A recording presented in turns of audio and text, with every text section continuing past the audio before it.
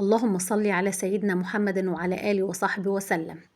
إن شاء الله النهاردة الكيكة اللي كلنا بناكلها واحنا صغيرين نايتي. تعالوا نشوف مقاديرنا: 7 معالق دقيق، 7 معالق سكر، 7 معالق حليب، 7 معالق زيت، معلقة بودر، 3 بيضات وظرف فانيليا، معلقة خل، ذرة ملح. هنزل بالسكر في البولة وال3 بيضات هكسرهم وانزل بيهم. بعد كده هنزل بظرف الفانيليا، وبعد كده هشتغل بالمضرب. ما تنسوناش في الاشتراك يا حبايبي. هفضل اعمل فيهم لحد ما يبيضوا ويفتحوا وينعموا. هنزل بالزيت، بعدين هنزل بالحليب، كل ده وانا بضرب. بعد كده 7 معالق دقيق بالمنخل بتاعي، وهنزل بودر، ذرة الملح، الخل، وهقلب. هدوب الدقيق. بعد كده هحطه في الصينية الخليط بتاعي.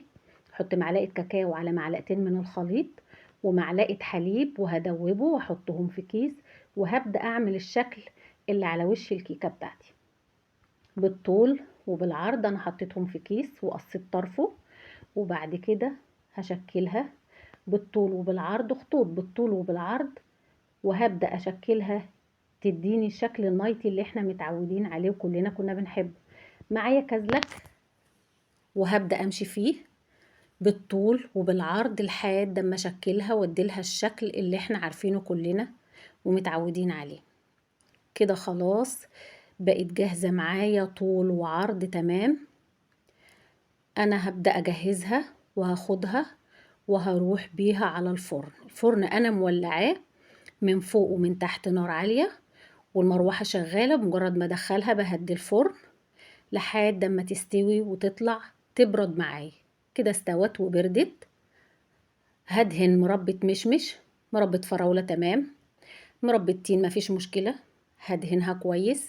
وبعد كده هروح اسماها من النص، وهبدأ احط الطبقة دي على الطبقة دي، وهبدأ اقص الاطراف بتاعتها واقطعها.